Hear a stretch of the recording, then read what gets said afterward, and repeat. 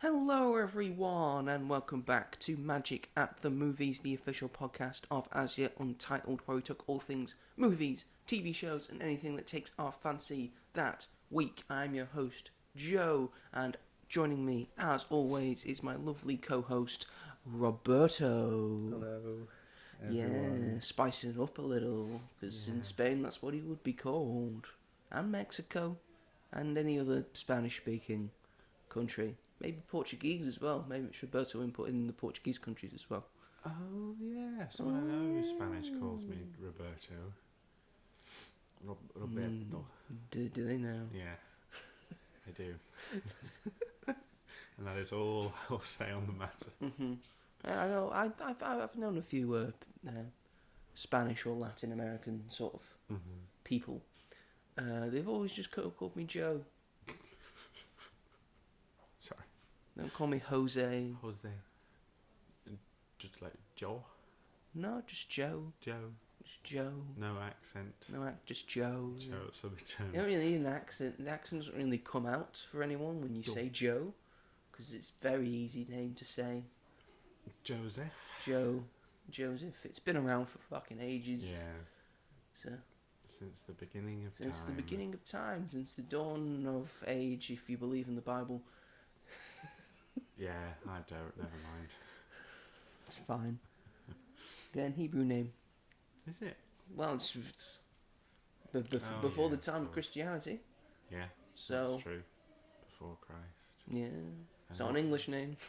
No, but I think we feel like it is now, don't we? Because we take a lot of things that don't Yes, belong. you just say, to "We'll us. have that. We'll have that. We'll have that," Yeah. and then you can all have the weird ones. Yes.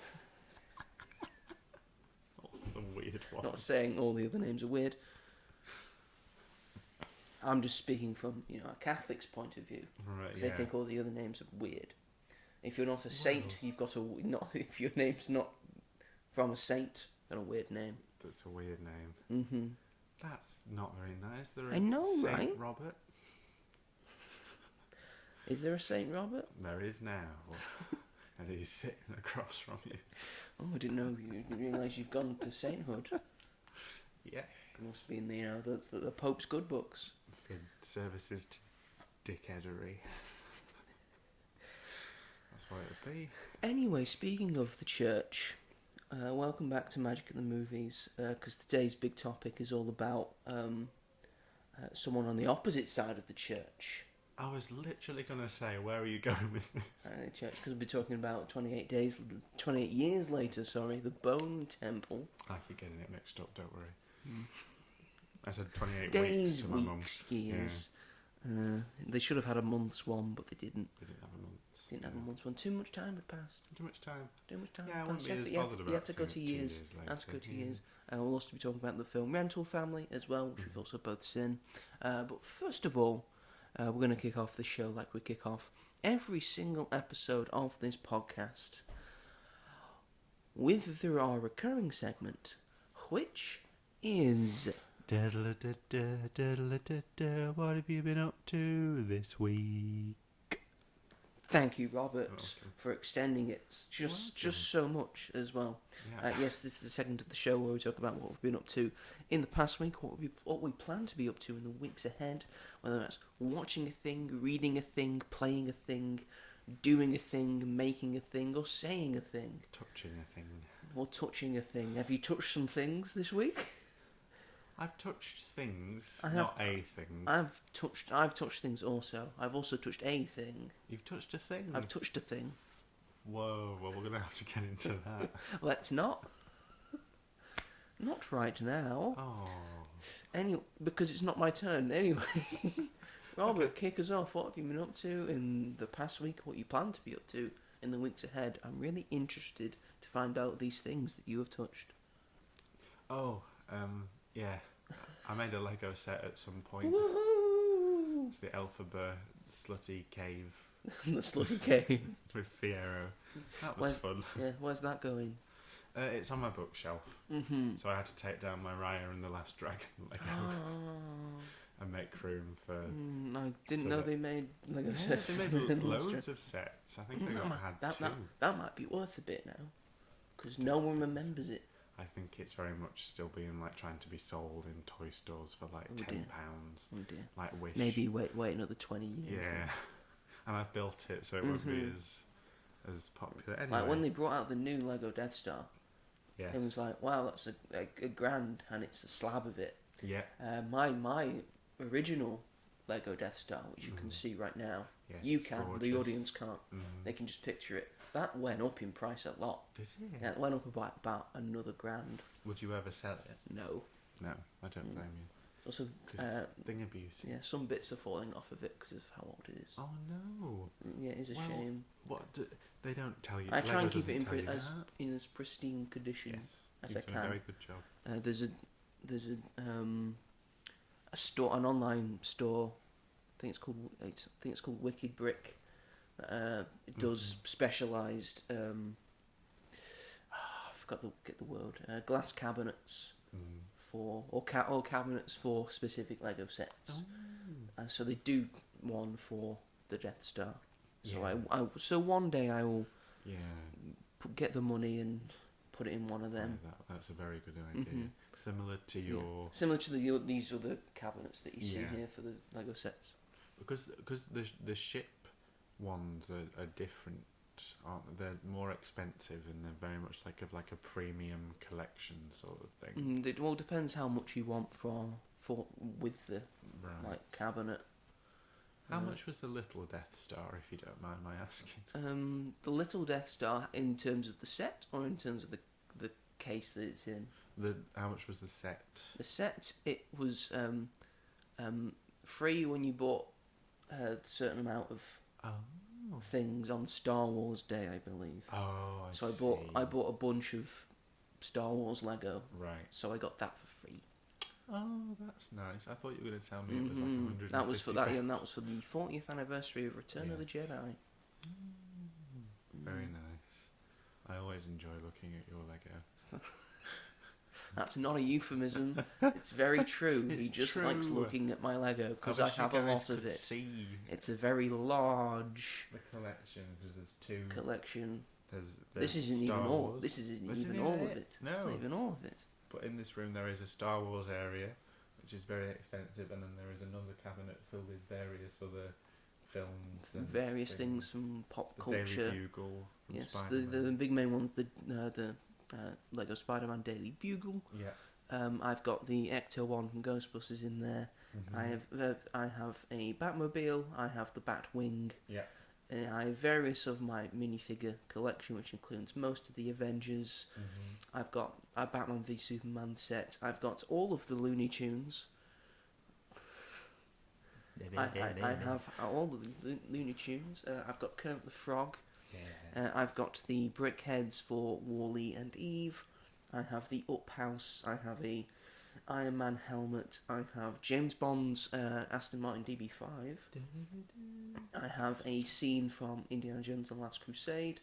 In there, I have a mini Voltron robot. I have the double-decker couch from the Lego Movie with Lego Movie characters on it, and on top of it, I have a scene from Jurassic Park.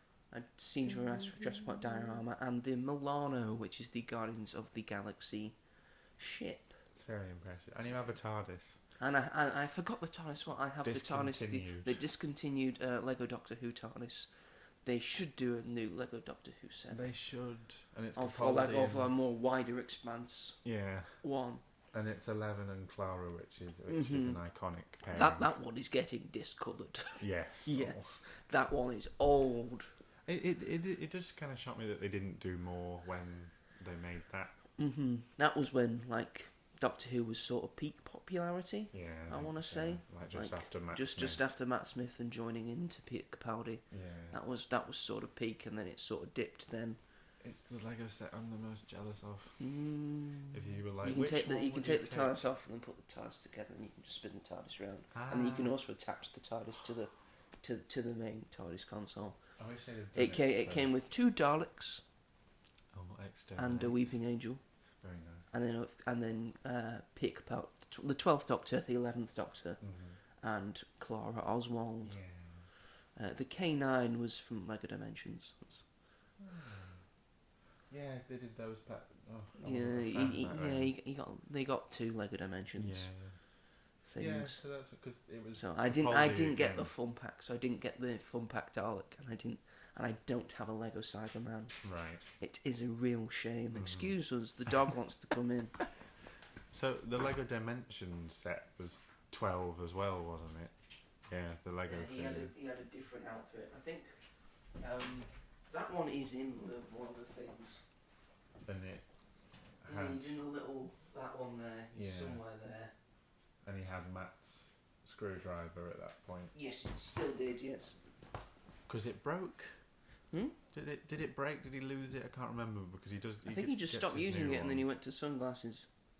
And he has his new one. Then he got his new one. Yeah, it's a very cool new one. I quite like it. His new one, which he didn't get to use a lot. No, but he did. It's cool. For one series. For one series, and he still had the sunglasses. Still have the sunglasses. The sunglasses are great. The sunglasses were a nice touch because then he sort of, because Peter Capaldi wanted people who had less money to cosplay as the Doctor to be able to cosplay as the Doctor. Yeah. That's why he went to like sort of jumper, like a sort of hoodie, and then he had the Sonic sunglasses. So anyone who's got sunglasses can say, "I got Sonic specs on." And if you were a caretaker, you could be him because there's an episode Yes, called The Caretaker where he's just wearing a. And if you've got an electric guitar, yeah, you're there already. Are you not? I love that era. Yes, let's. We've sidetracked quite a lot. Sorry. You built a Lego set. Yeah, I built a Lego set, and that's it. No.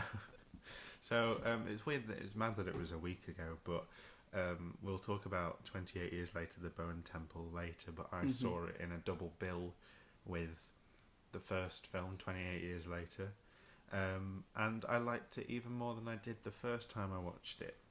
I think it's a shame that this film has sort of been known as the penis film in a sort of sense. That's sort of all anyone remembers it for. That's not what I remember it for. Oh no, not yeah. Because you're a sensical person. A sensical person. What's a sensical person? I don't know. You Someone mean? of Do you mean sensible? Sensible person. That's what you look. Sensical. It's early. It's no, it's not. It's 12:30. That's early in It's 12:30 in the afternoon. But I feel like that's what a lot of people just remember it for, which is really sad because I think there's a lot of. They didn't try and please the mainstream necessarily. Which they decided to make an interesting film. Exactly, and the mainstream didn't like it very much for the most part. So I saw this in a double bill. The people in front of us didn't realise they'd come to see a double bill, and it took them, I think, about 20 minutes to figure out that it was the first film that was playing, and that really annoyed me because they were very disruptive and like, oh my god, it's not the new one. Yes, it says on your ticket 28 double years bill. later plus the Bone Temple double bill. Get on my fucking sofa, hold on. Come on. She doesn't know what she wants to do. She's confused. Good girl. Good girl. Just having some Holly troubles. Holly troubles. Everything's fine though. So I really loved it. I originally had it as 4 stars, and I bumped it up to 4.5 because I think it's a very good film, and I'm annoyed that it was sort of slept on, and I don't understand why, because everyone was like, that wasn't the film we were promised, and I disagree. I think it's even more than the film that we were promised, and it's really great. And then a couple of days later I watched Revenge, which is Coralie Fargo's feature debut. Coralie Fargo, who directed The Substance, for people who might not be aware. This is her first film, which is about a girl and her sort of boyfriend who go out to the desert for a hunting weekend, and something really bad happens which leaves her in distress, and she ends up nearly dying. She doesn't die, spoiler alert, and she basically takes her revenge on these men that she's spent the weekend with. And it's a very good film. It's very much, you can tell that it's from the same director. It's got a lot of auteur, I don't know what you'd call it, like trademarks of her style. Like, there's just this one shot of a man eating like a chocolate marshmallow, and it's one of the most disgusting things I've ever watched in my life. Because you hear the noises and it zooms in on the... Oh, it was horrible. And there's some really intense gore that makes you cringe, and the way it's filmed, it's very similar to The Substance, and yeah, very, again, also like very feminist, and it's very good. It was very entertaining as well. It's like a lot of... But I think you'd really like that film. It's very... Yeah, it was great. I loved it. Watched that on Mubi. And Die My Love comes on Mubi this week, and I'm dying to watch it. Interesting. And then I also watched the brand new Netflix film with Matt Damon and Ben Affleck, The Rip, which I thought was called The R.I.P. It's not about a giant farm. No. No, it's not. It's not a continuation of the R.I.P.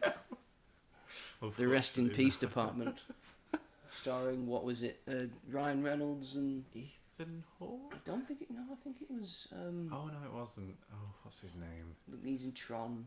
Yeah, Jeff Bridges. Jeff Bridges. God, I've never seen that, and I don't want to. But so there's direct to Netflix, which I was quite surprised at. Really, I may still watch this. Yeah. I gave this film 3 stars with no heart, which I would usually do if I'd enjoyed it. I thought that it was weird that this film hadn't gone to cinemas because it had Matt Damon and Ben Affleck in it. When you watch it, it very much belongs on streaming. But hey, Netflix. But hey, it's Netflix though, and people will watch it because it has those two in it. I think that Affleck and Matt Damon have great chemistry. I think they always have, and here it proves it. They have a really fun dynamic, which you realise by the end of the film, and it really pays off. And I'd say it's a solid film. It's not a bad film. It's not that great either.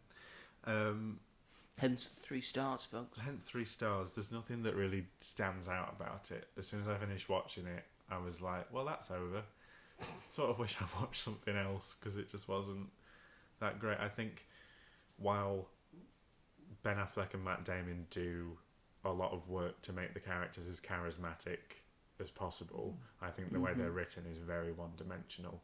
You don't have a sense of who these people are really beyond their job and beyond the actual situation. And I didn't like that because I was like, you guys are boring. You're just cops and you're not doing anything for me. I just found the writing to be very stale. There were a few twists which were quite cool, but I don't think they pull them off as well as they could have done. There are a few exciting moments that built up tension decently, which sort of kept me on board through the hour and 52 minutes. Tiana Taylor and Stephen Yeun are in it as well, and they are very good. They're probably like the best parts about it, even though Tiana Taylor's role isn't that big. But to me, it just felt like been there, done that.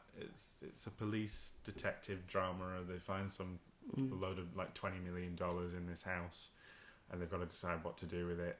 And it was just sort of it, really. There was Didn't Tiana Taylor film this as she was filming the new Netflix advert that she's currently in? I don't know.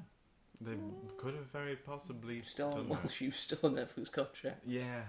Of course she did. They also got Cillian Murphy in to do. Yeah, because he did that. Probably Steve while he was filming Peaky Blinders, and which will be a Netflix film. Yeah. And will only be in select cinemas. And Tiana Taylor did a film called Straw last year as well, which was on Netflix too. So, like, you do this and this film, and then we'll do this advert for us as well, please. It's weird deals with studios. But it was fine. I kept checking the time to see how long was left, which is never a good sign. It was fine. It was okay. But it's just not my sort of thing. I just wanted to try it and see if... Did it have the dialogue that is there that just repeats? Because apparently Netflix always believe that people are just on their phones.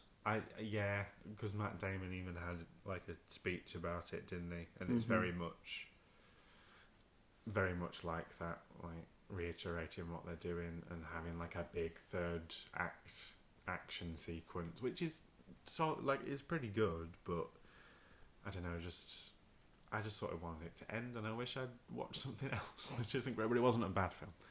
And then yesterday I watched, even though I haven't seen Game of Thrones all the way through, I've only seen the first 2 seasons, and I haven't seen House of the Dragon, but I watched A Night of Seven Kingdoms, the new show, because it's set before the events of Game of Thrones, so I don't think you really have to know much going into it, and I really enjoyed the first episode. It debuts weekly. It's going to be six half an hour episodes, and it was good. It felt like a comedy, which I was very surprised at, but it had serious elements to it as well. Just about a guy who his father's died, who was a knight, and now he wants to become like a successful knight, so he has to travel to somewhere to see if he can get into this contest to perform as a knight. He meets a little boy called Egg along the way, who is bold, who wants to be his squire. Sorry, that's such a dumb name for someone. But he looks like an egg. He looks like an egg. He's a little bold child. He's a bold child. So he's called Egg, and the main character's called Dunk. Oh, well, if his head's not like going up like that, then he doesn't look like an egg. He looks like an egg, don't worry. He looks like an egg. Want to see my money's worth? If someone's called Egg, want to see him look like an egg. Like Egghead in Marvel, he's just got the head the shape of an egg. But it was good, and I'm looking forward to see where it goes. At the moment, it doesn't really seem like there's much where it could go, but I've heard that it's a really good show, so I'm excited to continue with it, even though I haven't seen Game of Thrones. But yeah, so that's sort of all I've been up to. That's an interesting one for you to go and. I just looked watch. Interesting. I wouldn't have watched it if it hadn't said prequel to Game of Thrones. Like if it was set after it, I'd be like, no, because I'd need to know some stuff. But it's set during the Targaryen reign. Well, then why didn't you watch House of the Dragon then? Because that's also a prequel to Game of Thrones. But I feel like you probably need to know a little bit more with House of the Dragon with Game of Thrones. I don't know. Maybe I would. But I felt like House of the Dragon was too like intense and was like for the fans, like a continuation sort of the show and how it was similar. Right. And this is very much like it's marketed as like a Game of Thrones tale, where rather than like it being solidly part of the mythology, and I think it's like a limited series as well. And I've been like the first episode, I was able to watch it without having to know anything. So, and maybe one day it will make me watch Game of Thrones all the way through. It's just very long. Maybe. And the ending doesn't pay off, so yay. But I know there's great stuff in there. But yeah, that's me. How about yourself? What an eventful week you've had. Anyway, my week has been taken up by the 2 movies that we have been watching. I, just as you, have also been building Lego. What the fuck? Some Lego sets arrived for me. I built them. They're both from the Speed Champions line. Oh yeah, broom. Lego Speed Champions. It started as just, these are some cool cars that we're gonna, like, sort of 20 quid sort of cars that you can build. Oh, look at this cool, like the Ferrari F40 and like Porsche 911s and stuff, and Bugattis and Lamborghinis. Yeah. All of that stuff. And again, that's a pretty cool line of things just to make cool cars for people who like cars, and also Lego. Yeah. Speed Champions, the past few years, they've been expanding in terms of what is classed as a speed champion.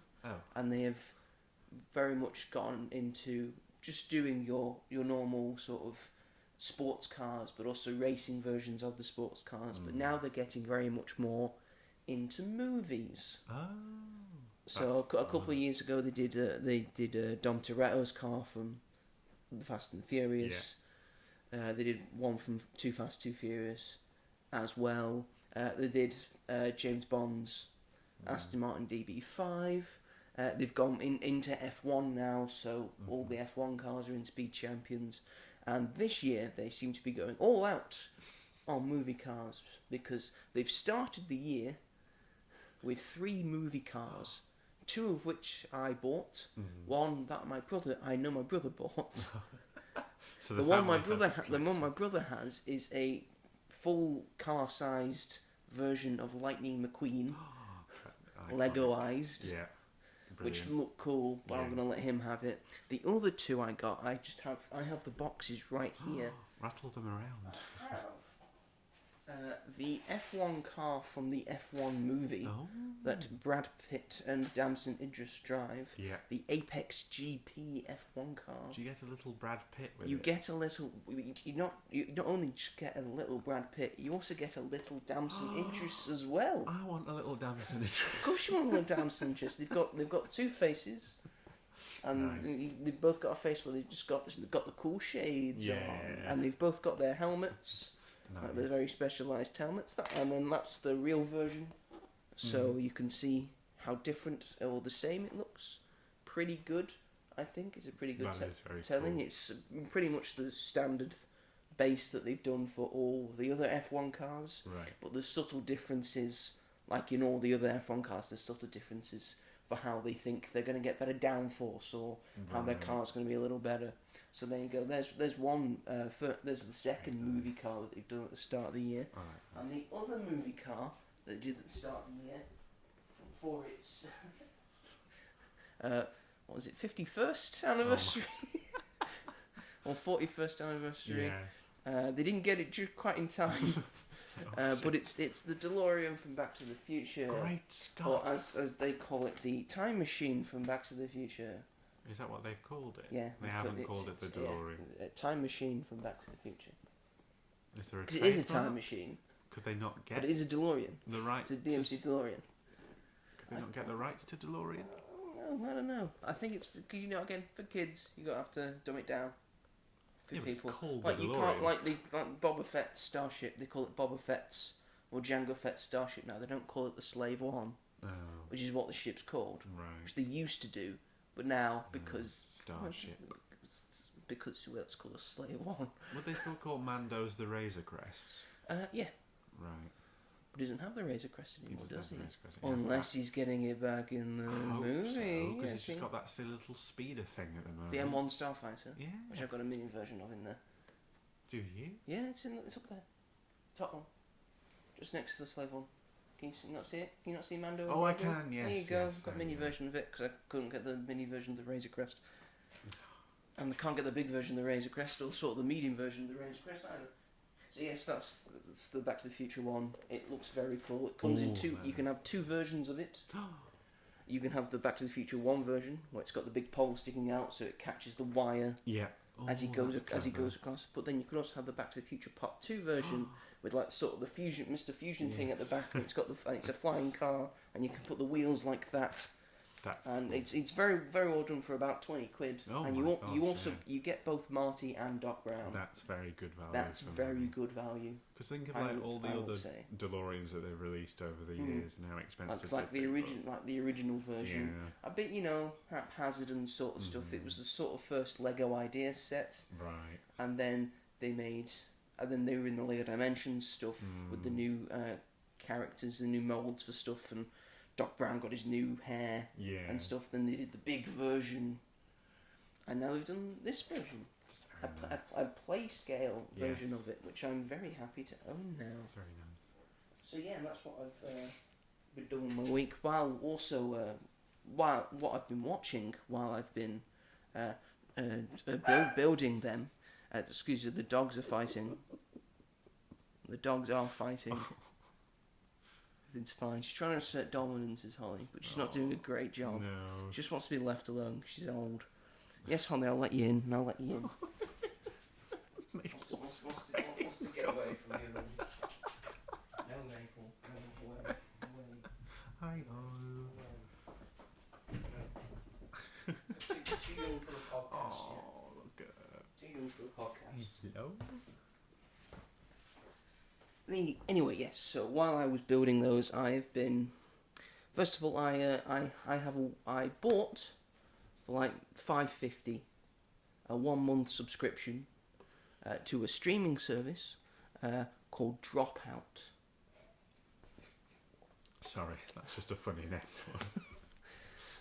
Dropout. It's an American-owned company. It essentially all the services on it are comedian based and comedy based. A lot on improvisational comedy. Yeah. As well. It has probably some of the funniest improv comedians and comedians from all over the place and in America and stuff in like on streaming and on services right now. Yeah.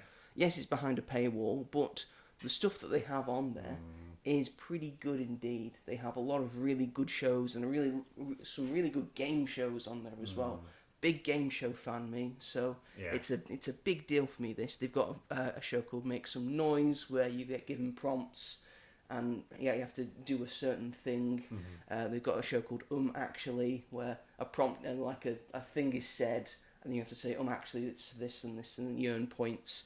They've got stuff for D&D as well. It's always fun, like Dimension 20 is their main one. But the main thing I've been watching recently and going through the entire seasons of it is a show called Game Changer.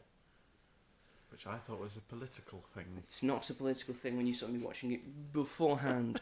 No, this is a show. It's hosted by a man called Sam Reich, who also hosts Make Some Noise as well, where the premise of the show is that every single episode, the game changes. Right. So, and the contestants that come on have no idea what game they're playing and sort of have to figure out what the premise of the game is and how to win it as they're playing it. Oh gosh. So there's been so many different versions of what is on the game. I'm going to try and go through some of them now because some of them are actually quite brilliant for just games on their own. Yeah. This is where Make Some Noise started. They've got a lie detector one, but the people behind the lie detectors are the significant others of the people playing, so they know stuff that they probably shouldn't. They've done a whodunit episode.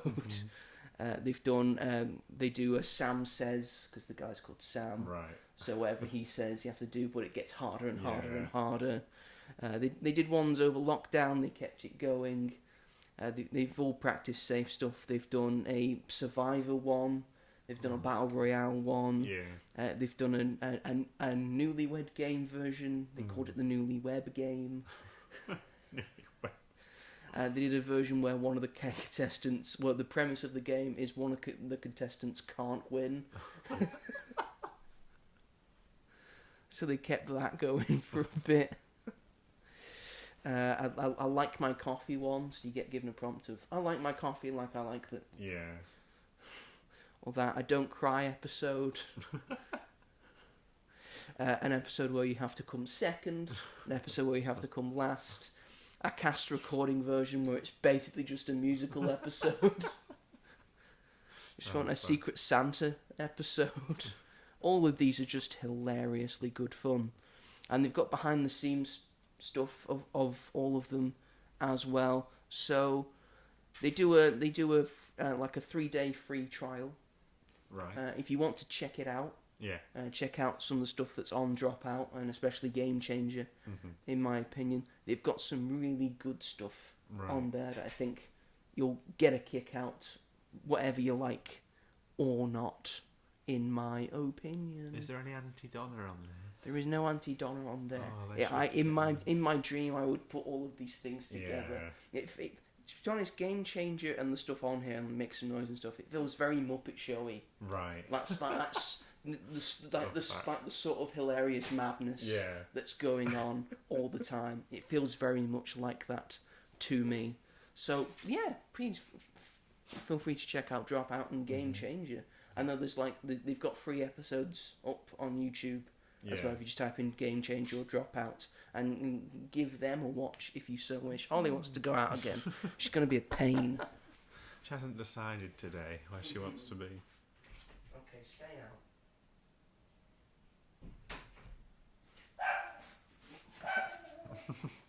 Fill the you're supposed to fill the empty blankness, Robert. For good goodness sake. Yes, whenever she hears the other dog squeaking the toy, she thinks, "Oh, I should squeak that," and then she remembers, and then she goes out and remembers that this happens whenever she goes out, And she comes back in again, says, "Oh, relax," and then she has the squeaker again. So I can't win. I simply can't win with this dog. Oh, It's infuriating. it's quite funny. The way Maple tries to make a jump. Yeah. So yes, that is essentially what I have done with my week. Wonderful. I'm currently watching a Game Changer episode called Beat the Buzzer, Yeah. where they have to answer simple questions and buzz in, but their buzzers keep breaking. So they have to search around the studio to try and find buzzers to buzz in on a question they know. That sounds like that'd be insane. They have an episode called Bingo where Yeah. they're having contestants compete. They have to do a certain thing to earn a bingo ball to get the numbers that they put on. But then there's people somewhere else in the studio that are playing bingo based on the things that those players are doing and saying. God. Pandemonium. It's like bingoception. But yes, that's what we've been doing with our weeks. Shall we move it along? Moving right along. We're moving right along. We're moving right along. We're moving Yes. right along. We're moving right along. That's very soon coming. The Muppet Show. Oh, It's very soon, very soon. I've been watching some Muppet Show as well. That's what I've been doing as well. But yes, do you want to start off with? Well, which one do you want to start off with? So well. I feel like we'd have a bit more to talk about with the first one we saw. So we could start off with the smaller one. Okay, we'll start off with the smaller one. Yes, this is a film called Rental Family. Yes. It's now out in the UK in not like a worldwide thing because it's a smaller a smaller film, but this came out late last year in the US, and it's directed by Hikari, who produced the drama film 37 Seconds and directed 3 episodes of the Netflix series Beef. Oh, very nice. So they've got some pedigree behind them. This stars Brendan Fraser. This is Brendan Fraser's next big starring role after his Oscar win for The Whale, and he's been in a smattering of other things. Yeah. He's been keeping busy. It's also got Takehiro Hira in it, a Japanese theatre film and actor, and a smattering of great actors from the world of Japan. Yes. And this is truly the world of Japan. It's set entirely in Japan. Yeah. It's about a drumming actor who lives in Japan now, trying to get work, and he finds work at this place called Rental Family, where he sort of sells emotion and pretends to be a boyfriend or a dad or a best friend, An emotional whore. or a husband. An emotional whore he is to the system. I do not have the budget in front of me, but I do know at the moment it's made a box office of $11.2 million. And some other films. Better than nothing. It's Better than nothing. Better than nothing. It might have cost that much to Probably really. might have. Seemed like it. We did. don't know how much it is. How much it costs to shoot in Japan. That's a good point. I presume it costs quite a lot. If any of that stuff was Japan. Yeah, I feel like it. Yeah, I feel like it was. I feel like it was. Yeah. I think it was. What did you think of this, Robert? I didn't know what it was about at all going into You the didn't film. hadn't seen any trailers. I saw the poster where he was dressed up as a cat, and that's Yeah, that was like Brendan Fraser dressed as a cat. Yeah, I'm in. We walked past the poster when we were going into the cinema, and I said to my friend, are you making me watch a furry film or something? Like, are we sure? Shall we be watching this? So I found the concept to be very eye-opening. And on the whole, I really, really liked it. I think what I took away from it the most was the conversation about kindness, because it is an unconventional topic, and I presume this is a real thing that happens in Japan. I don't think we really have it here. I think it is. I think these are like real. I think this is a real company that does exist. Probably not that exact company, but it's. The idea similar. of it probably does exist. Yeah. So, but I just found it really interesting. I think when you first hear about it, you're a bit like, oh, that doesn't sound ethical. No. And I think it comes with a lot of complexions and emotional complexities. But yeah, I think I really liked it on the whole. I'd say it feels more of a crowd pleaser, really, than necessarily an art house independent film. It is an independent film, but to me, the story beats felt like something that an audience would very much enjoy. I loved Brendan Fraser in it. I thought he was great. I thought how he played certain situations were very relatable. But I think this is something that you share. His character feels very underwritten, and you don't really know who he is beyond his desire to be an actor. Really, I thought we were going to explore.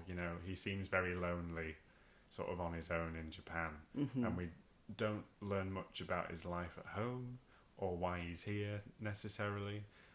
We know that he calls Japan his home, so he has found basically himself in Japan.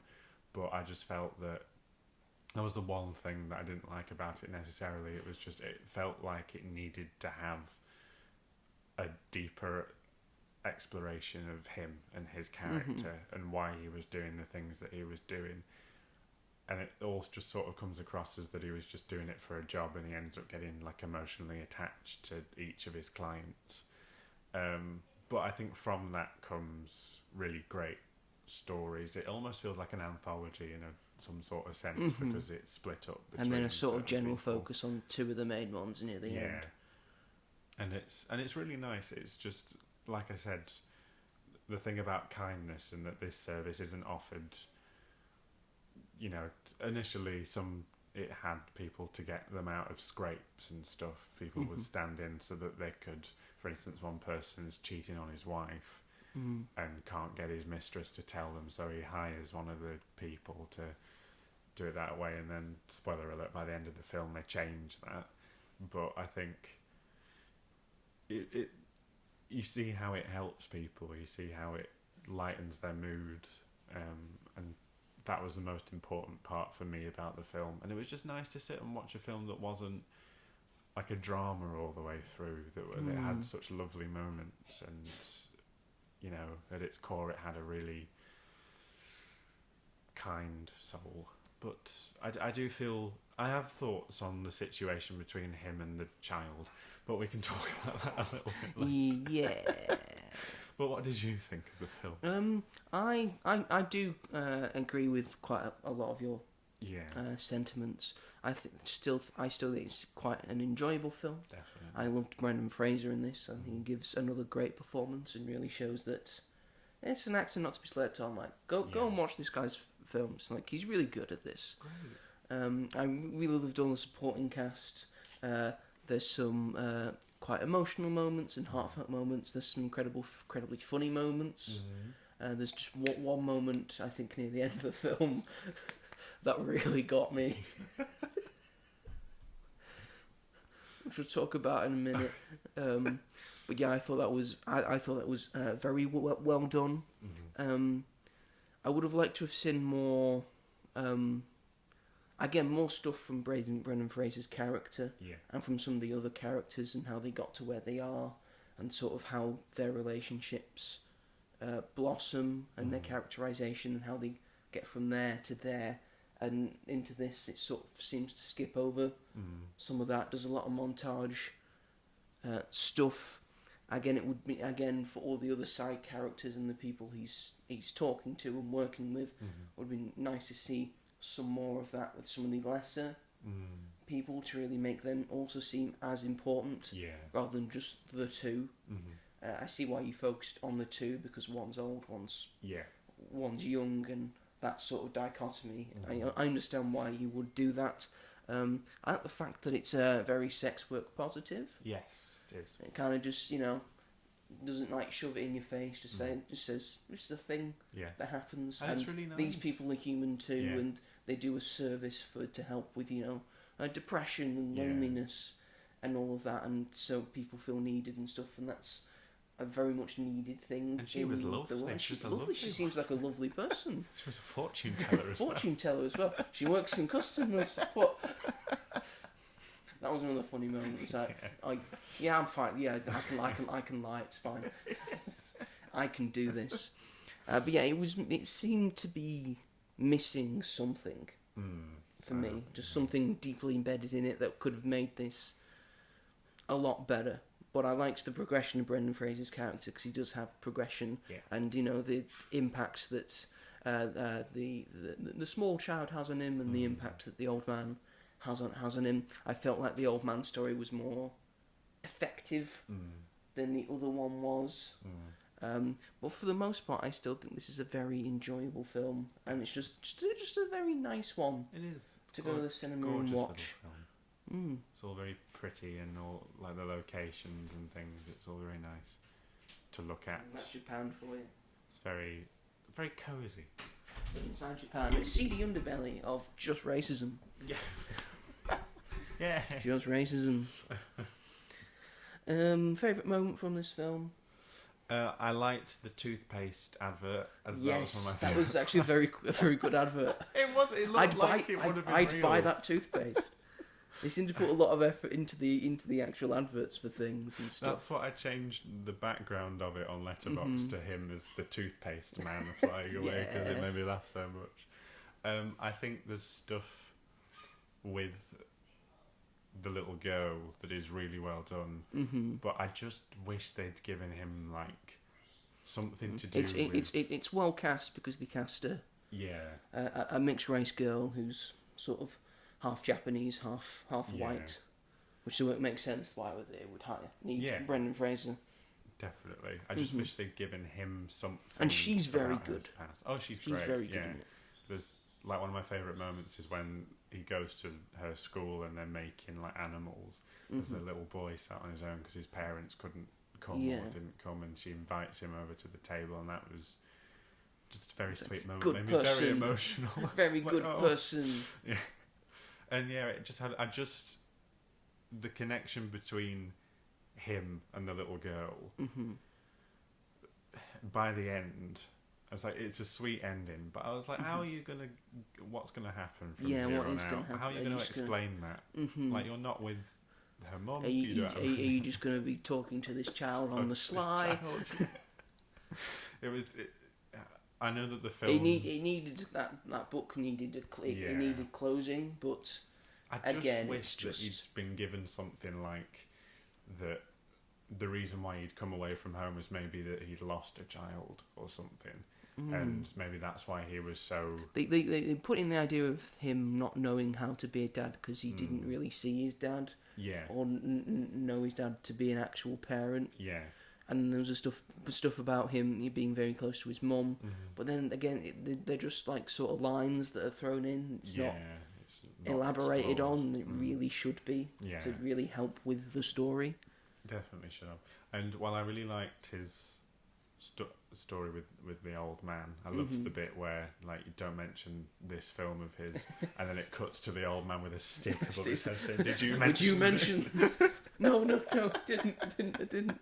Well, I thought it was very irresponsible of him to take him on that trip because he knew, like he was walking off and he didn't know where he was. It's like, oh, you're going to take this man on this journey across across Japan, like that's very dangerous, and ultimately, it was. But I understand why it was there for story purposes. Yeah. What was the joke? Well, it's when after all of that stuff happens and he's been taken to prison for a crime he did not commit. Yeah.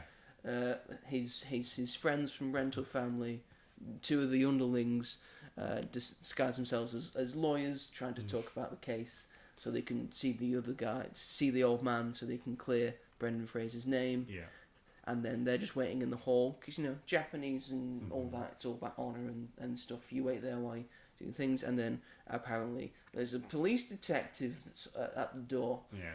And they're like, oh shit, what do we do? Because they're going to recognise that we're not lawyers. And then the police officer comes through, and it's the other guy that's in the Rental Family, and there's just a look towards each other. It's still pretending to be the same things. Oh, we all had the same idea, did we?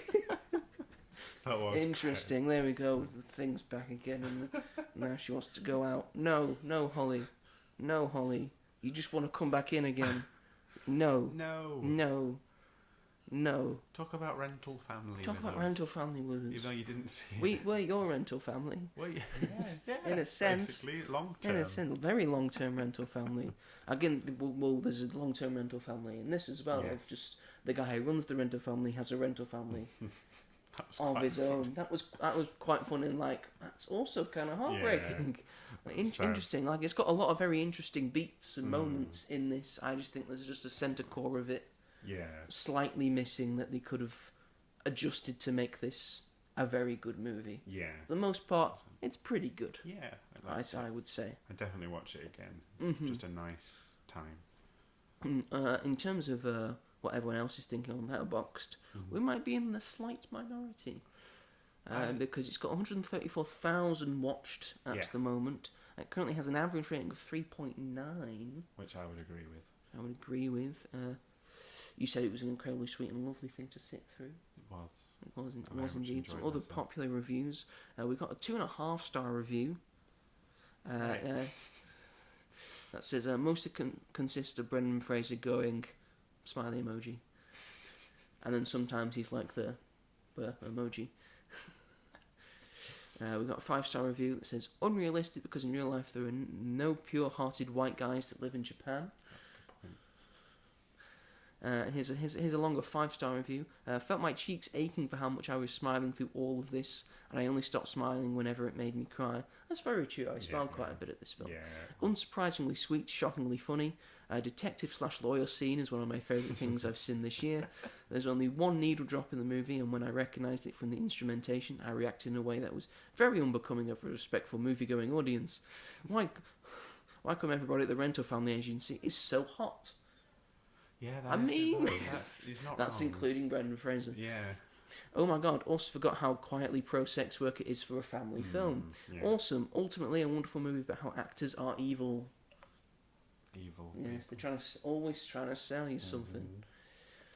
A 4-star review here. Total emotional catharsis. It feels like a warm embrace for the soul. Fraser is at the top of his game and the story is just breathtakingly beautiful. 5 stars isn't enough. And then we've got a 4-star review here that says tempted to hire a dad. Dear. Oh no. Don't do that. Don't do that. Well, or maybe do that. Oh, maybe do Maybe that. if you you're get a Brendan comfortable with Fraser it. for a That's dad. true. See how happy that karaoke lady was when Yeah, when she was given, I'm going to give a chance to shine.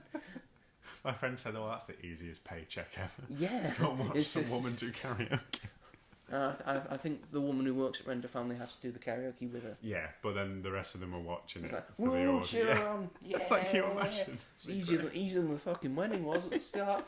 Oh god, yeah. It's like a lot of shit. That really confused me. Why? With the funeral stuff. It's like, Yeah, so it's was like he... I think the guy sent his wish near the start because he gets sent to a funeral thing to be like an extra of a guy who's not dead but he's having a funeral. I think the idea was he wanted to know how much people like loved him and respected him because you only really sort of find that out. Yeah. And people only say it, normally when you die. Yeah. And he wanted to feel that. So the idea, and then Brendan Fraser gets asked to be someone's husband for a wedding and get married and stuff. So the parents have something to remember them by, and then the girl can go off and be lesbians. Yay. That was a lovely moment. That was very nice. That was a very nice, lovely moment. Just a very nice, lovely film. Just very nice. It just has just a little. If he tweets some things, it would have been so much better. Yeah, that was Rental Family. Shall we move it along to our pretty much main event of the day? Because it's not been that long since we had a 28 days, weeks, years film. We only had one just last year. We did. Less than a year ago. Yeah. Because it came out sort of in the middle of the year. Yeah. But now we've got one around the middle of January. Normally when nothing comes out, Yeah. it's sort of a dead space for films. Yeah. But they've decided to take a gamble because we have 28 years later, The Bone Temple. It's the first official big film from 2026, especially in the UK. Yes. Because at the moment we're just getting, stuff from 2025. But it's held off until January for us. This is directed by Nia DaCosta, who directed... I'm forgetting things. The Marvels.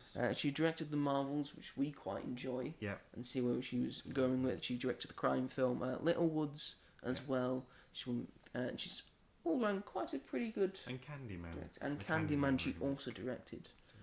So, very much in the horror genre. Yeah.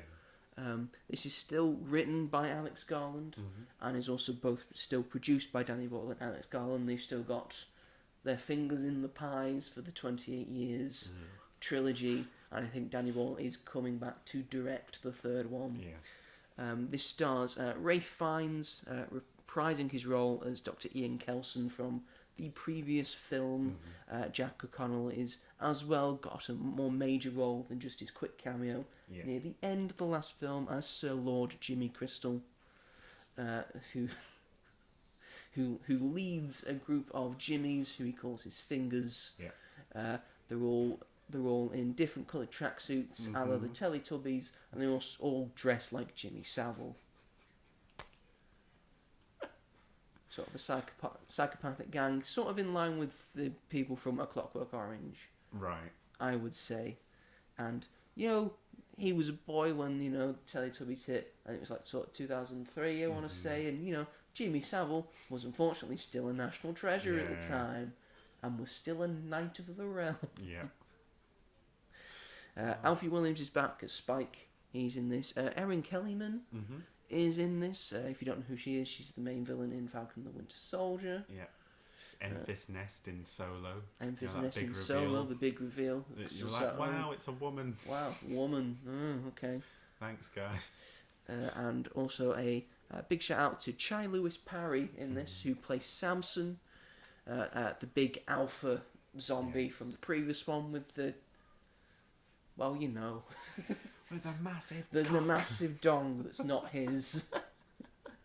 Because it couldn't be his in the last one. One, because you can't have your dicks out when children are present on sets, which is what most of the film was. And two, they're filming in England and Wales and Scotland, and it's cold, so it's not going to look best. If it's the real thing. Oh dear. Just pointing that out. Yes, this was released in the middle of the week, so it was released on the Wednesday. They had preview screenings on the day before, on the Tuesday. Had double bills and stuff, which Robert went to see. And so 28 years later, and then 28 years later, Bone Temple. Yeah. Thing has a budget of $63 million. And currently has made a box office of $31.2 million. This film is flopping. It's made half of what the first one did. Yeah, it's got no real competition. Although people are still going to see Avatar. Avatar beat it this weekend. Which is a shame. And which it's is a real fifth shame. week. But maybe some good word of mouth will keep this going. Hopefully. Because the idea is, if this one doesn't do well, we may not get a third one. And then you'll be like, what was the point?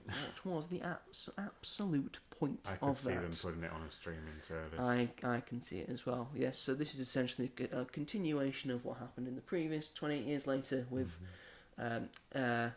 Alfie, with Spike joining the Jimmies at the end of the film, or sort of being forced to join the Jimmies, then having to wear a ridiculous wig. Where did they get them from? That's what I I have no want to idea. know. There's just the apocalypse is inundated with blonde wigs And tracksuits.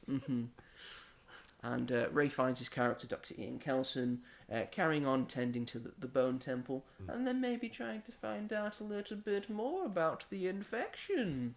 Ooh, we shall see. We're gonna spoil it. Yeah. So if you don't want spoilers, tune off. We'll tell you when we're getting into spoilers.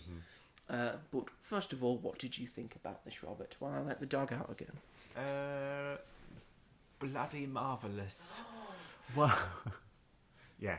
I think this film has exceeded everybody's expectations, mainly because, sequel that you've brought out about 7 months after the original. Don't know about in January this. as don't well. Know about this. Why are you doing that? Then you go and see it and you go, holy shit. Oh, right, okay. Jesus Christ, that was excellent. That was very good. I think it helped that I saw the first one beforehand because it was really exciting to have it finished. Straight into it. Oh, we get to find out what happens next. And what happens next, it ultimately pays off very, very well. Along with Benoit Blanc and Elphaba and Glinda, I think that Dr. Ian, what's his last name? Ian Kelson. Kelson is one of my favourite characters from cinema of all time. I think he's wonderful. I think. Is it because he works for the NHS? Partly. God bless you, you heroes. He does it for free. He's just, you know, when sometimes it's just like lightning in a bottle with some performances, and I think Ray Fiennes is lightning in a bottle in terms of every performance. He is too good. He is too goddamn good at his job. He is. I've never seen him be bad in a single thing. No, he's wonderful. And I think the fact that I've seen this twice as well, I saw it again on Friday. Oh yeah. Because I was going to go see something else, but then I changed my mind. And you sort of needed to kill time to watch this again. Yeah. So you're really helping this box office. Thank you. I appreciate it. Even though I don't know how it really works with my membership thing, but whatever. I tried. And I enjoyed it just as much as I did the first time round. So it's just, it's a very small film. I feel like in scope and stuff, it is very much about. I mean, it is a zombie apocalypse. You can tell it's a British film, though. Yeah, 100%. It's about the Jimmies, and it's about Dr. Ian Kelson, and that is sort of these two stories, and then them sort of colliding together near the end, slowly merging. One of the most insane things about this film was when it finished, and me and my friend were stood at the bus stop. It doesn't have a post credits, does it? It doesn't have. But don't worry, we checked. I didn't stay. I thought the ending of the film was like sort of post credits, you know. Yeah, it was. We'll get to it in a minute. We stood at the bus stop, and two people had just come out of seeing it as well, and one of them said, "The Cars 2 of the 28 whatever franchise," and me and my friend were struggling really hard to not say anything about it. Everyone's entitled to their own opinion. Maybe they really love Cars 2. Because they were slagging the film off, basically. They'd said that there was no zombies, and that like the Jimmy Savile stuff didn't make any sense. And me and my friend were like talking about how much we really liked it, and then like we had this debate. We were like, do we say anything? Do we not? We didn't say anything because everyone's had their own opinions. But I feel like that's and of course I understand that if you were not a fan of 28 Years Later, you're not going to be a fan of this film. But I've seen some people that didn't like 28 Years Later but have loved but this that's interesting. It is interesting. I don't know why that is, but I feel like that the people that didn't like 28 Years. I sort of agree that there's less zombies in this. Yeah, but at the end of the day, most like zombie media always becomes not about the zombies. It's about the people that are living through it and surviving it. That was what was weird. I implore you to try and find me a piece of zombie media that is entirely about the zombies. Exactly. There isn't one. Because it's not interesting. It scared me a little bit because I feel like that mindset and that audience wanted to watch that film for the action and the gore and the horror, and not for the characters and what happens to them and what it's an allegory for and what it means and stuff. And the only one that is sort of mostly all action in the 28 series is 28 Weeks Later. I think most people agree that's the least good one. That's the Cars 2. Yeah, that's the Cars 2. And like 28 Days is more akin to this, I would say. Definitely. I can understand if you're going in to see that, and obviously there isn't a lot of zombie action that you would feel like that, but it was bizarre to me. I was like, what do you mean? That was such a good what? But I was like, people can have their opinions. Yes. People are I allowed will swallow this pride. Swallow the pride. But yeah, I think Jack O'Connell is wonderful, absolutely terrifying and just so captivating. I'm looking at his Wikipedia. It says Jack O'Connell is an English actor. He is. I thought he was Irish. I thought he was too because of Sinners. But And his name O'Connell. O'Connell, yes, but he isn't. Maybe it's just his parents. Maybe he has Irish heritage, but maybe he was born in England. I don't know. Again, Skins again. What a show! Yes, But just producing some of the best actors of our generation. Finally on the rise. Yes, there are many. I have many thoughts that contain spoilers. So I can't, but I loved the exploration of these characters and how they progress the story, how much it pays off, how funny it is as well, which I think is very important, so that you're not just sat through being like, "This is horrible." Yeah, the NHS joke.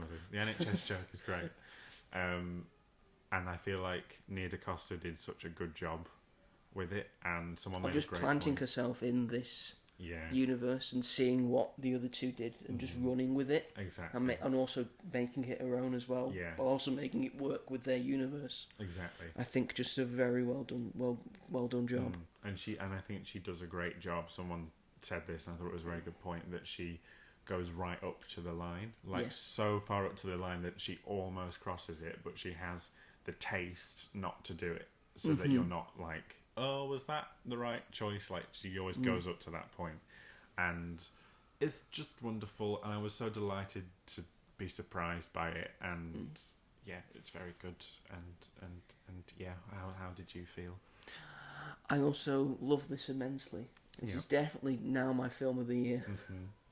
Yes. It is the first film of the year.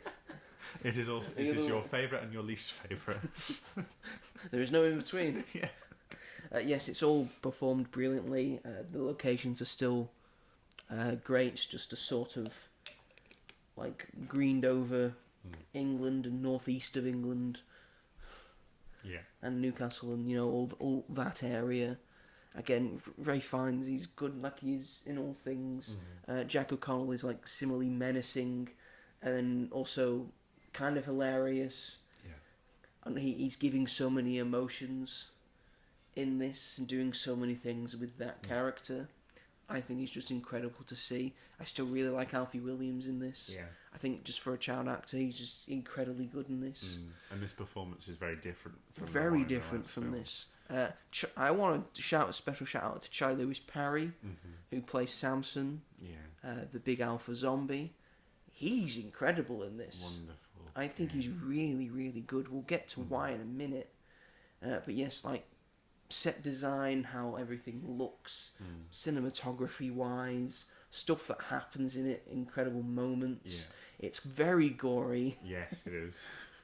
To the point of some of it's very horrible gore. I love it. It's just it's just standard gore, like a lot of blood's coming out and all that. It's very accurate, I think, as well. Yes. In terms of the gore, in terms of the stuff that happens, the reaction would be the reaction, and you would sort of still be conscious. Yeah. And then that much would spray out, and then you'd be unconscious, and then you'd be dead. All of that works very well. I sort of agree with the sort of zombie thing. It's very zombie light. Where we needed more zombies, and also because it is technically a horror franchise. Yeah. It's getting more contemplative with that, which I love. But maybe it needed a few more horrific things and scenes, and there's not a lot of jump scares. Good. I would say. Well, yeah, sort of. And good. the ones that are maybe shit myself. Yeah, the one at the end. Yes. I hated it. You see that one coming. I though, did see there's it a lot coming, but I didn't want to believe it. I was like, if this fades to black, please fade to black. that'll Please be fade to lovely. black. And I was But no, there's a bit near the end. Near the end. But yeah, for the most, that's my only sort of small gripe. For the most part, I think this is a very, very good sequel to the previous one, and a great sequel to 28 Days Later as well. Barely puts a foot wrong. I can't wait. Hopefully this does all right, sort of in the cinemas, and then sort of like 28 Years Later did. It does very well on streaming, which that did do. So then maybe we are getting a third one, because maybe this will also do very well on streaming. Fingers crossed. Whose franchise is this? Is it It's Sony? Sony. Okay. Sony finally got the rights back. So they'd probably because put it on Netflix. Sony was the first one, and then Right. I think the second one might have been Universal. Yeah, it's on. It sort of bounced I think around. it's 20th it's on Disney Plus. So I feel Yeah, like 20. It would have been 20th 20. Yeah, so it's Fox. Yeah, and then which meant that that for a little bit Disney Plus had 28 days later on Disney Plus, and that was quickly taken off with sort of a rights issue. Sony has the rights back to it now. Yeah. It's Sony property. But yeah, that is our review of non-spoiler review of 28 years later, The Bone Temple. Pretty much, go watch it. See for yourself. Do it. I think you will have a great time. I know someone at work that went to see 28 years later enjoyed it. Yeah. So I think I will recommend it to him. I think he will enjoy it. Go do it. But here comes the spoilery part. So if you don't want any spoilers, tune out now. Yes. So the main bit with Jack O'Connell's character, Sir Lord Jimmy Crystal. His actual name is Jimmy Crystal. Yeah. He's called himself Lord Jimmy Crystal. He believes he believes to his followers that he is the son of Old Nick, which is a slang term for the devil, for Satan. And he believes this because, if you remember, the start of 28 years later, he goes to the church where his dad worked, because his dad was the vicar, and his dad is sort of letting on the zombies, which in an impressionable child's mind means that his dad's the devil. Yeah. So he now believes that his dad's the devil and is leading the zombie horde. Which I understand why he'd feel that way. And in between the movie, they catch a glimpse of Ian Kelson, where he finds his character, who's still wearing the iodine, so his skin is red. I think that's basically stained his skin at this point. His skin probably, helps against the zombie stuff yeah, it's fine. and infection. Very And they believe him to be Old Nick, also because he was talking to a zombie, Samson, who he's still filling with morphine and loading with morphine. But Samson keeps coming around to get more morphine until eventually he says a word which makes Ian Kelson work double time to try and find out something about this. And then there's a scene where you sort of see what the zombies are seeing and them chasing a man, and then you see it through the zombie's eyes and it looks like a zombie. So the idea of, and then Kelson figures this out of, I think it just might be psychological, this, so I'm going to give you these to see if this stops you from thinking like a zombie and seeing people as they are, not as zombies. This rage virus, because technically it's a rage virus, it's not a zombie apocalypse technically. And then he takes that and then starts to become more human again and having flashbacks of what his life was before. And now he can form perfect sentences, but he still has the strength and the endurance of a zombie. There's a great moment where he just tears through a whole bunch of zombies. That was a cool scene. And he doesn't get reinfected. Doesn't get reinfected. Like he gets bitten. He doesn't get reinfected. Yeah. Which is interesting. Is that going to play any part in the future? Who's going to find out? But who's going to find out? There's a moment near the end where, because Jimmy Crystal and Kelson have a talk. Which is that was a great moment. Just Jack O'Connell and Ray Fiennes having words with each other. It was great, and they sort of make a deal of, you pretend to be the devil, and then we'll go on our merry way. I won't have to kill you. So Ray Fiennes says, well, let's dial this up to 11. Spinal Tap reference. Because he has vinyl records and he has a record player that he plays. A lot of 80s music. He's a big fan of Duran Duran.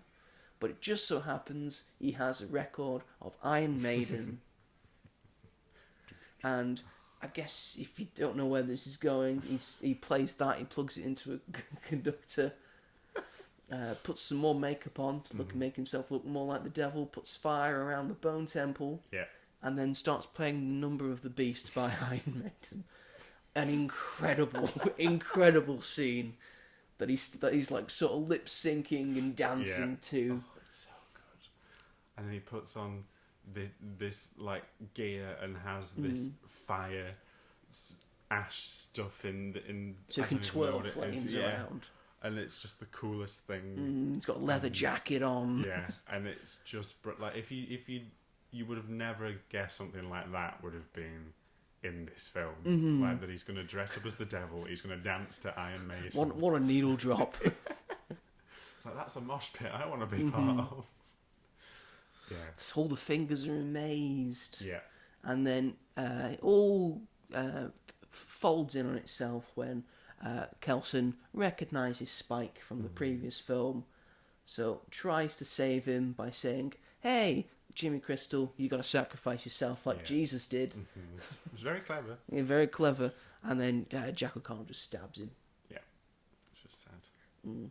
Before he gets got himself. Yes. And then gets put on an upside down cross because Yes. the devil and all that, and then probably gets eaten by zombies. Yeah. Yeah. But not by Samson, who returns. He does to carry Dr. Ian Kelson. Oh, we don't know what happens after, but carries him away from. I thought you just put him on the slab. Maybe just carry him away. Who knows? Not sure. We don't all have to see. Don't know.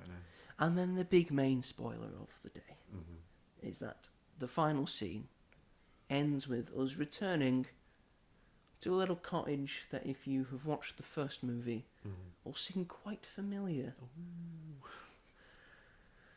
We have a daughter. We have a small child.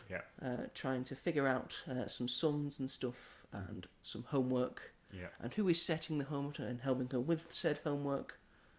Why, it's Cillian Murphy's character of Jim, returning from 28 days later, and then eventually helping out Spike and Erin Kelly's character of Kelly as they rushed there. Yeah. And that's how the film ends. I wonder what happened to the other two people that he lived with at the It's end. Naomi Aki in it. And like a And young girl. a younger girl. Did they get eaten by zombies? Are they still there? And they just weren't there at that time. Didn't want to pay them for that. Yeah, would they be able to get them for 28 years later? 3? I hope so. Hopefully, that'd be nice to see. I feel like it wouldn't make much sense Because the girl is Cillian Murphy's daughter. Yeah. And she's mixed race, so he obviously did have a kid with Naomi Aki. Yeah. Yeah. It's a very good ending. Very good ending. It gets me excited for more of it. And it helps because that was on top of an already excellent film. Yeah. I didn't really need. I love that we've got this, but I didn't really need it because I just really enjoyed this. Yeah, exactly. It was just like a little bonus at the end. It was like, cheeky little bonus. Cheeky, you get a cheeky little bonus. You naughty thing. You get a cheeky little bonus. I also loved Dr. Ian Kelson on morphine dancing with Samson. That was just. He sets it out because he morphines himself while he's still morphined. Yeah. And then wakes up and he's still got everything. So Samson didn't eat him. Yeah. Interesting. Really weirdly, my friend who I saw it with loves 28 Years Later. He loved it a lot more than most people did, and he really likes this one, but he really didn't like the scenes near the beginning with Kelson dancing and stuff, because he just felt it was too silly, and he would have preferred more information on the Jimmies and how they got each one of the. And I was like, in my opinion, I feel like you need that, because it makes the character not one-dimensional. If he's just all the time just like work-focused and whatever, then he's not as fun. Also, it wouldn't make sense of what he does at the end, the fact that he's able to put on this big show, basically. You wouldn't understand how he's gone all from that one to the music other. builds into Exactly. at the end. And I understand where he is with the Jimmies, but I feel like that would take up so much time, and that's not the story. I think you can kind of guess what you can make your own assumptions about the exactly. Jimmies. Like Jimmy's this older guy who's found these children that are sort of like presumably late. on their own. He'll be sort of late 30s. Yeah, wouldn't he? And he's told them all these things, and that he could like give them a better life. He's a cult leader. It's a cult. He's a cult leader. It's a cult. You're right.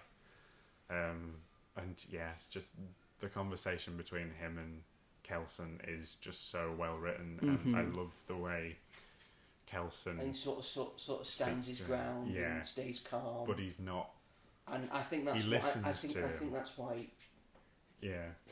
Jimmy doesn't do anything because he stays calm and he's able to talk to him because of those reasons. And I love that, even though obviously Jimmy is an abominable person, but I love that. And Jimmy Savile is as well. And of course Jimmy Savile is. But I love that Kelson sees the humanity in him and he understands that this is a person who has just been led the wrong way. He's like, I get it. I get this. That's why you are how you are. Just so well done, and there's almost like a vulnerability in that moment with Jimmy, which is really rare to pull off for a character who is so horrendous. Very true. But just so the fact that they were able to even put that into this film is insane, and just wonderful characters that will stick in our heads for a long time. 80s music's great. And 80s music is great. 80s music is great. Yeah. So obviously they were great. It's just a great experience. That's maybe Love Iron Maiden more than I already did. Every time you listen to that song, I'll be like, yeah, I'm in it. Da, da, da, da. 6, the number of the beast. And I loved all the Jimmys like dancing. It's like, oh, cool, because they wouldn't have heard music before. Exactly. So this must be like devil stuff. Don't know how they didn't bring all the zombies into one location as it normally does in the zombie movie, but oh well. Oh well, it's fine. Oh well. Overall, we thought this was excellent. Yeah, I think 4.5 stars from me, 4.5 stars from Robert. Yeah. Yes, very good indeed. Let's have a look at the Letterboxd, shall we? At the moment, it's got 228,000 watches. And currently has an average rating of 4 stars. Very good for Letterboxd. Indeed. You've got 2 reviews for this. I do. I'll read you shorter one. Moon wells up with tears. I was like as well. So, oh my god, interesting. Moon. Here's some popular reviews. We've got a 4.5 star one. How many more perfect performances must Ray Fiennes give us before we give him an Oscar? Very true. Very true indeed.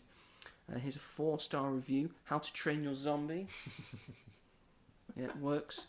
4-star review here. Dr. Ian Kelson is my buddy. That's my best friend. Yep. That guy can come over any time. Yep. That's my pal. Someone who hearted this film.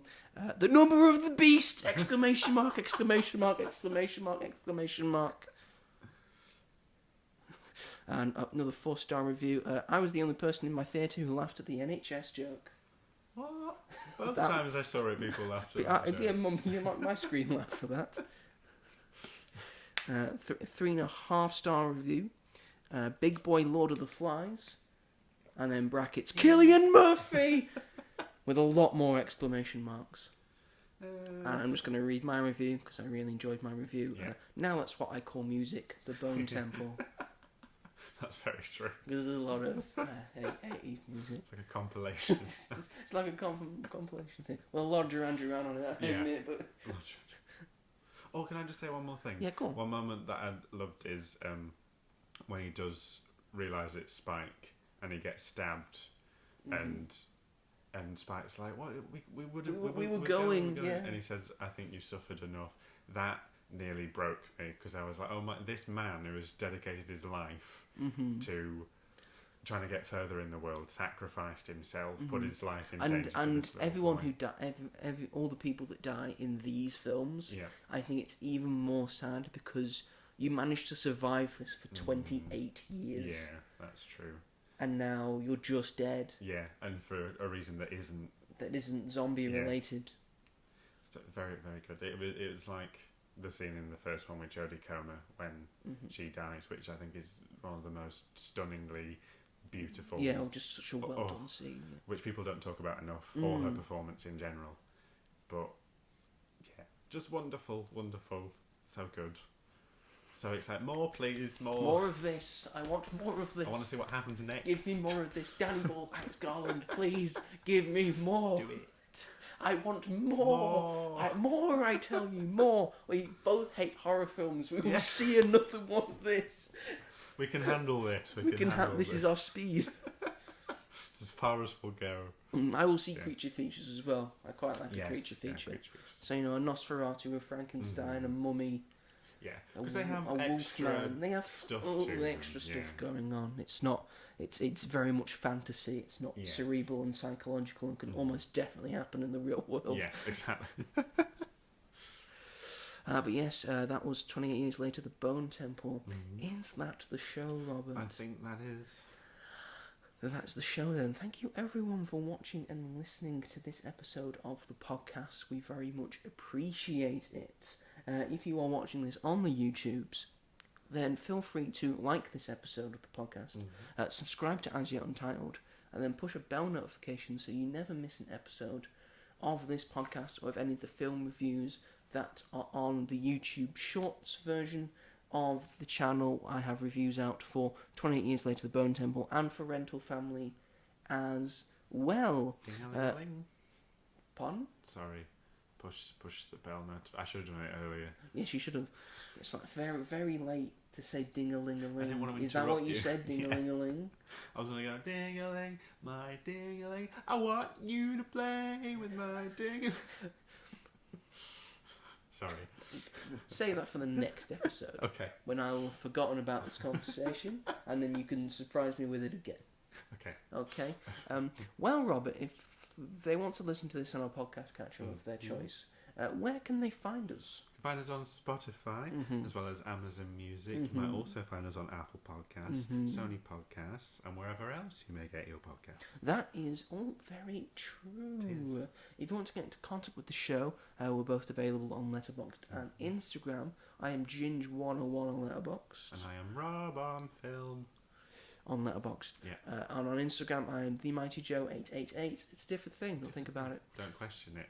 And I am robghall. Yes, feel free to get in contact with us. Leave a question if you say you like a thing, dislike a thing. If you want us to answer a specific question, if you want us to cover a specific topic, we will do our best to do that.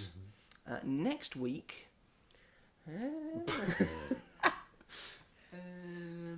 don't know, is Fallout Season 2 finishing? You haven't seen Fallout at all, have you?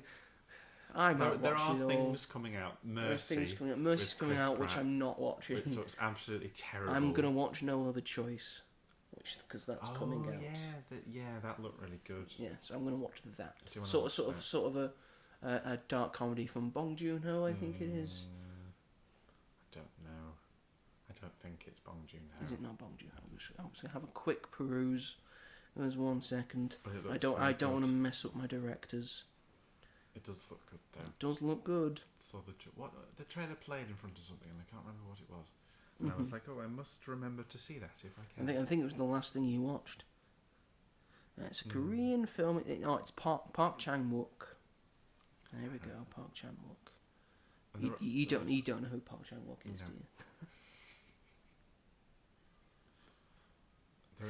you? Have you watched The Handmaiden? No, I haven't. Have you heard of the film Old Boy? Yes. He wrote Old Boy. Oh, okay, right. So and he's the producer for Decision to Leave. Well, that sounds like we're in good hands. I would say we're in pretty good hands as well. And it's quite a long film. Like 2 hours 20 minutes. Shit, sorry, I'm so sorry. My poor phone. We're going to end it there. Yes, thank you everyone for watching and listening to this episode of the podcast. So I just see a big spike on the recording. Ping! Pung! Yes, thank you everyone for watching and listening. And we will see you all in the next one. Goodbye, Jammy Dodgers. Goodbye, you jammy custard cream bourbon Dodgers. Will that do? That'll do. That'll do. So thanks everyone. Take care.